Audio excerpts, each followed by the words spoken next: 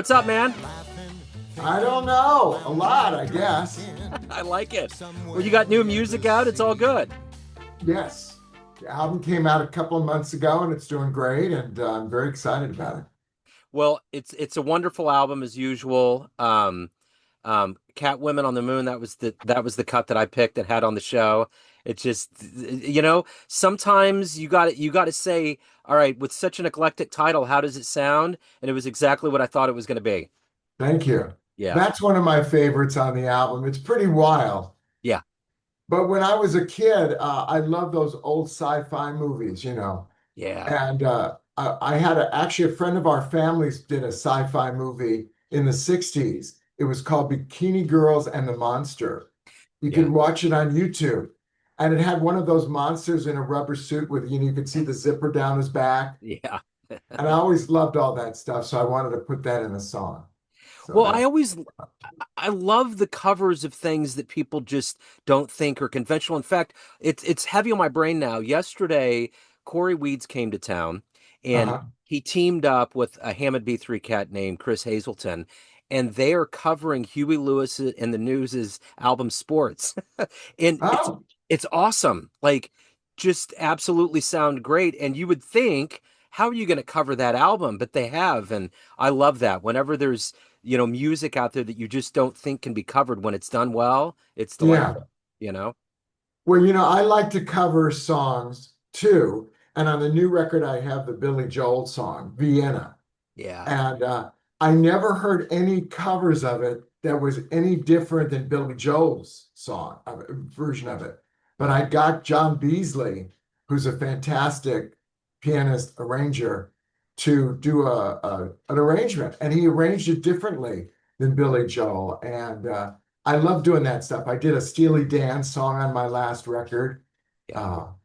I like to take songs that you never thought would be covered and cover them. Absolutely. Yeah. Well, does Billy get a copy? How does that work? When you cover it, do they Uh-huh. listen first? Is that how it No, works?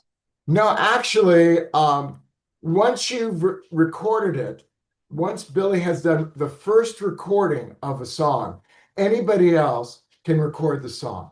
Okay. It's just the first recording. Let's say Billy had never recorded Vienna before. I knew he just had it laying around. Yeah. I would have had to get Billy permission Okay. from Billy to get to record the song. But Gotcha. once anybody's recorded anything, it's fair game. You have to pay them royalties. Yeah. Yeah. Yeah. For But sure. you don't have to get their permission. Yeah, for sure.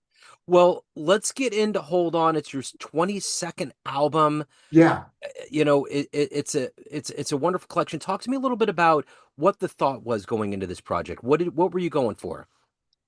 Well, I never know when I go into a project what I'm going for. Generally, I don't. And then at the end of the project, I look at the series of songs and I go, oh, that's what this is. And this one, to me, is sort of a blueprint of who I am. It talks about, that I love sci-fi movies as a kid. Let me look at some more stuff on the record, and I'll tell you that I love great songwriters like Dave Frischberg and Frank Lesser. I love great lyricists.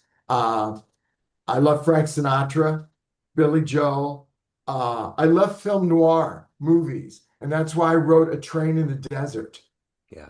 Where she kills the guy. It's in my song. She kills the guy on the train. I've never had anybody die in one of my songs before, so that was fun. Yeah. And I wrote a song called My Electric Car because I have an electric car and I love it. Yeah. And I don't think it gets enough good press. So I thought I was going to write it. And Joe, it's the hardest thing in the world to write a song promoting things like that. Yeah. So I had to think, how am I going to do this without sounding like a jerk? Without sounding like I'm wonderful, I'm driving an electric car and you're not. Yeah. So I was watching the Charlie Brown Thanksgiving special last year, and I saw Charlie Brown was singing this song, and I thought, that's how I'll do this song. I'll do it like I'm Charlie Brown riding my electric car. Yeah. And I didn't make it like, you're bad and I'm good. I made it like, isn't it wonderful that I'm driving my car? And I said it in the future when theoretically all of climate change has been solved. So it was just sort of like a positive burst of sunshine. Yeah. And so I'm proud of that one. And I just got it picked up by the Plug-in America. They're using it in all their advertising, Oh, which makes me cool. very, very happy. Yeah. So it's basically who I am. I'm an older guy. So I talk about, do I talk about being older on this last? It was a very good year. I Yeah. can sing a song like it was a very good year because I'm not 22 years old, you know? Yeah. Yeah. So, and I have my gay song. I'm gay. And I was very touched by this show earlier, about a year ago, called Fellow Travelers, about two men meeting during the Washington period of the McCarthy era. Yeah. And so I wrote a song based on that. So it's pretty eclectic, I guess. Wow. Yeah. But Yeah. but it's who I am. It's not, I never make up stories. It's Yeah. always about what's really going on in my life. I remember the Bob Dylan movie that I think Mhm. Annette Bening played him.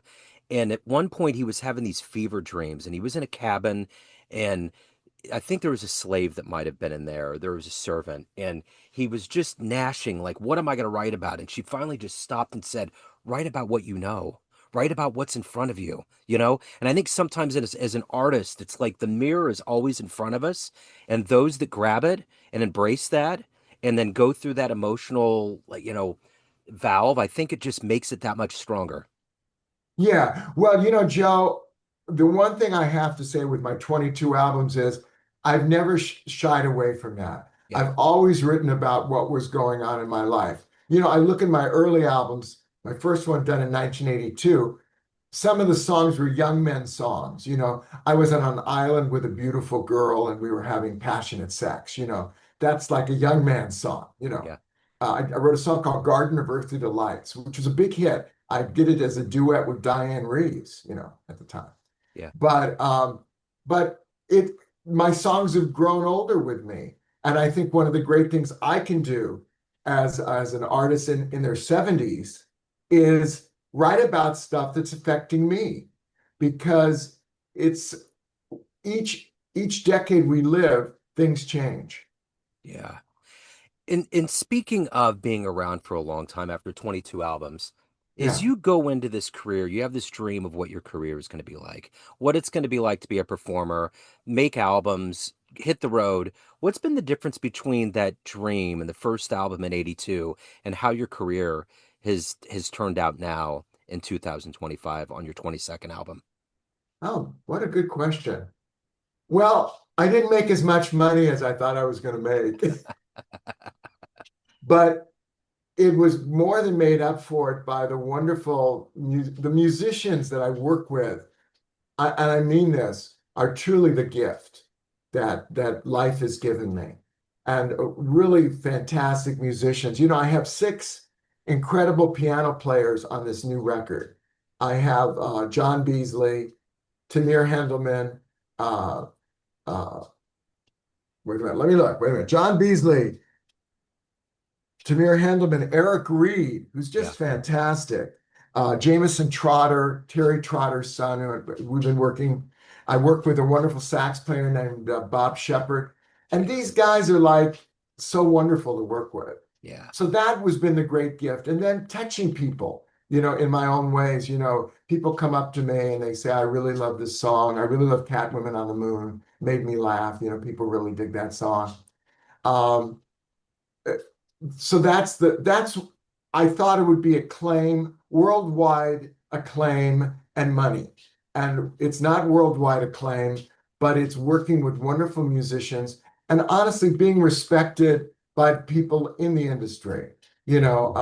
I call myself fame adjacent. I'm not famous, but I'm sort of to the side of it. Yeah. So it's been a wonderful journey, actually. It's interesting you mentioned the community. I have another feed where I interview different people from scientists to entrepreneurs. And I remember at one point I was telling somebody, she may have been an anthropologist, and I was like, you have no idea how wonderful this jazz community is. Like, I've seen so many different people on this planet, a wide range of humans, and I've never met people that are as so good deep down as jazz musicians are. And the higher up the food chain you go, the more humble they are. Just all I of the things agree. that we're taught in kindergarten that are supposed to be valorous, that are supposed to lead us through a healthy life. I see that in jazz musicians, and you saying that, that's just one of those kind of like the MasterCard commercial, it's priceless. No matter what you do, whatever you buy, the fact that you're around good human beings all the time, that has to be a priceless part of this process.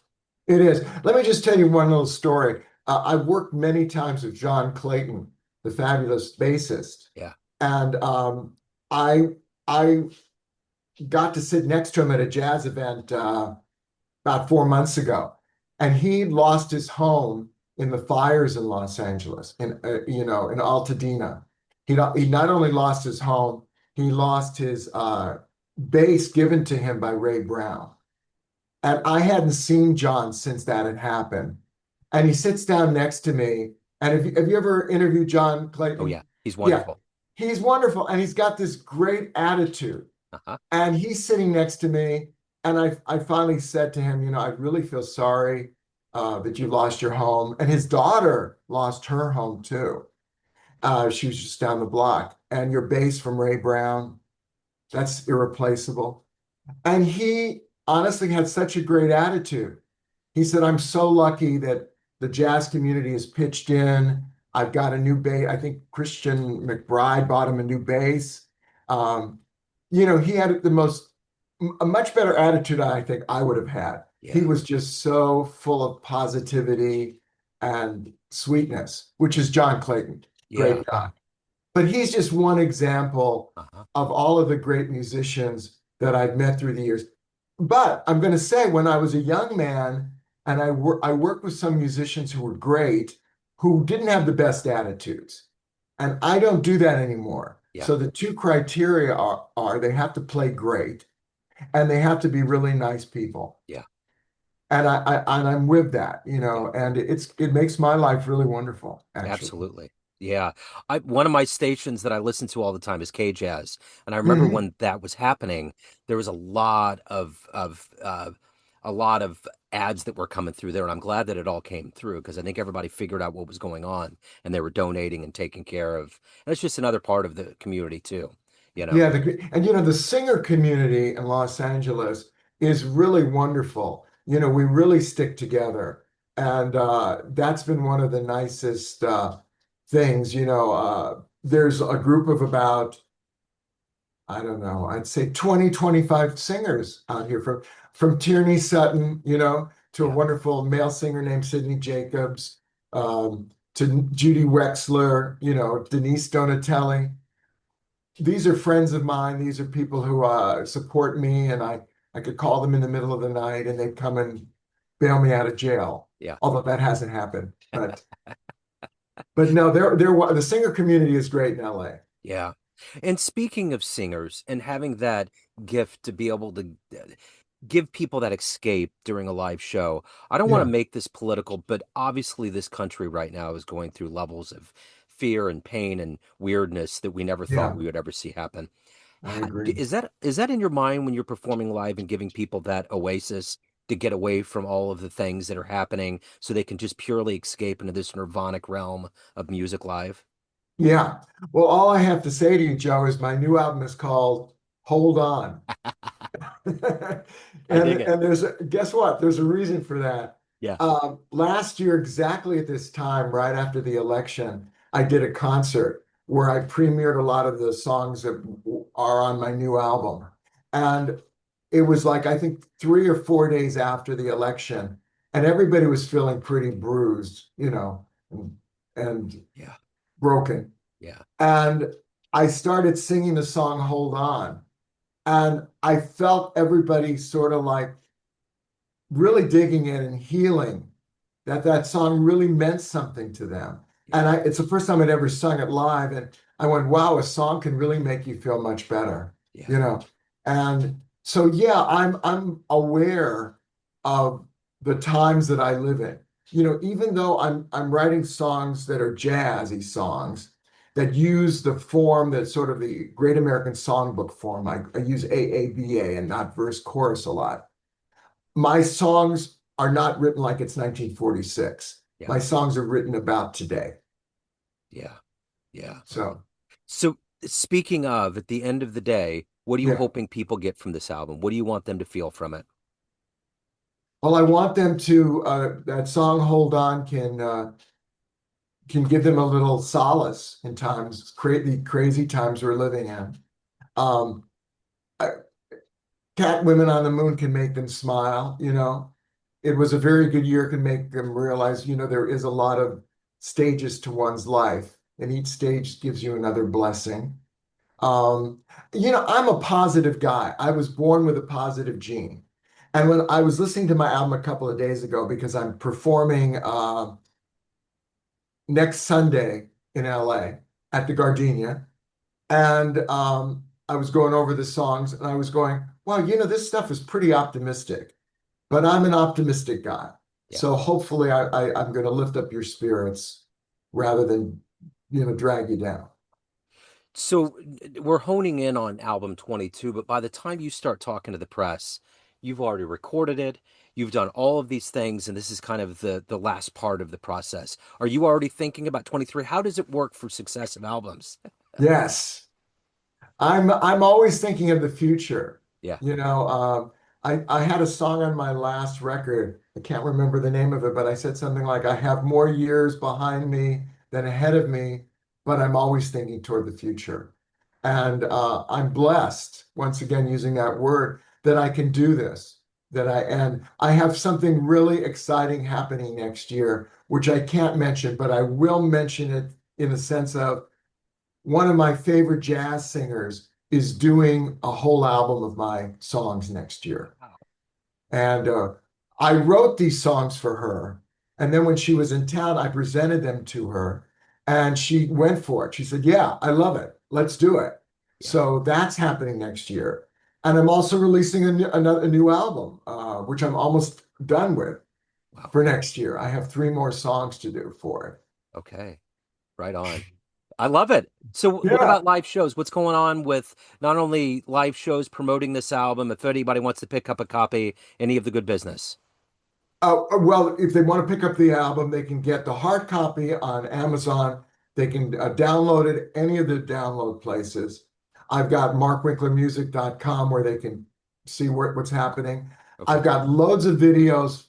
I've got 4 or 5 videos on the songs from the record that I'm really proud of. Have you seen my Cat Women on the Moon video? Absolutely. I love it. Yes. Good. And I have a Train on the Desert, which is like an old film noir movie. Yeah. So they can do that. I'm performing this Sunday at the Gardenia, last show of the year for me in LA. I'm going to be performing in New York in the spring, and I'm going to be performing hopefully up in San Francisco pretty soon. Okay, cool. I will put all of the links to the videos and everything else in the show notes. Mark, it's always a joy to catch up. Thank you, sir. You know, Joe, this was a wonderful interview. You sort of made my morning. Thank you. You made mine too. This has been wonderful. I love it. Absolutely love it. So, and thanks for supporting me all these years. Oh, man. Thank you. I'm just standing on the shoulders of giants. I love you guys. So thank you so much. I appreciate it. Thank you. Take care. Cheers. Bye.